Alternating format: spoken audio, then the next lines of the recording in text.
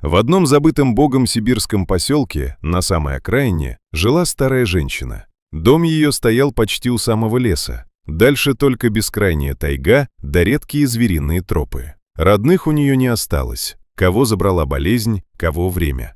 Осталась она совсем одна, если не считать кошки Муси, тихой и ласковой. Жизнь ее текла спокойно и однообразно. Днем хозяйство, немного дров наколоть, воды принести, вечером старый телевизор, который чаще шумел, чем показывал. Но даже в этой тишине была своя тревога. Лес рядом, люди далеко. Однажды зимой, когда мороз особенно усилился, а небо было тяжелым и серым, старушка, как обычно, вышла к сараю. В этот день все казалось необычно тихим. Даже Муся не выбежала следом, а осталась сидеть на пороге, настороженно глядя в сторону леса.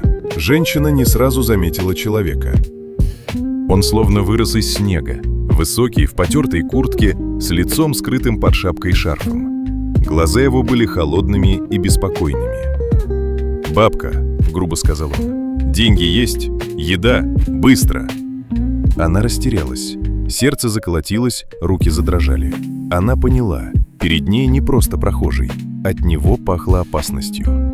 «Сынок, у меня ничего нет», — тихо ответила она. Но мужчина шагнул ближе, и в руке его блеснул нож. «Не ври, я знаю, у тебя есть, или хуже будет». Старушка отступила, спотыкаясь в снегу. Кричать было бесполезно, вокруг ни души, только лес да ветер. Он уже протянул к ней руку, когда вдруг из-за сугробов раздался резкий хриплый рык. Из лесной тени вышла рысь. Крупная, с густой зимней шерстью, с кисточками на ушах и тяжелым взглядом янтарных глаз. Она двигалась медленно, почти бесшумно, но в ее походке чувствовалась сила и уверенность хищника. Мужчина замер.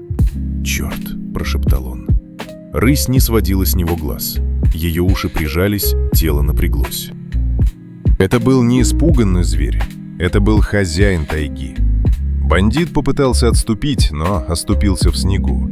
В этот момент рысь резко прыгнула вперед, издав короткий устрашающий крик. Этого оказалось достаточно. Мужчина вскочил и, забыв обо всем, бросился бежать в сторону леса, проваливаясь в сугробы. Через несколько секунд он исчез среди деревьев. Тишина вернулась так же внезапно, как и нарушилась. Старушка стояла, не веря своим глазам. Сердце колотилось так, что, казалось, сейчас вырвется из груди. Она медленно повернулась к рысе. Та уже не выглядела угрожающе. Она просто стояла, внимательно глядя на женщину, словно проверяя, все ли в порядке. «Спасибо тебе», – прошептала старушка, едва сдерживая слезы.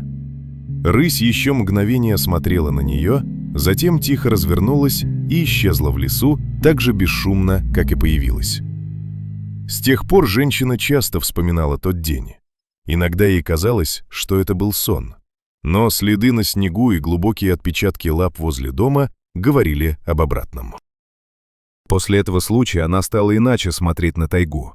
Раньше лес казался ей опасным и чужим. Теперь же в нем было что-то родное, словно сама природа в тот день встала на ее защиту. Зима продолжалась, морозы крепчали, но страх больше не был прежним. Где-то там, среди деревьев и снега, жила рысь, молчаливая хранительница этих мест. И старушка уже не чувствовала себя такой одинокой.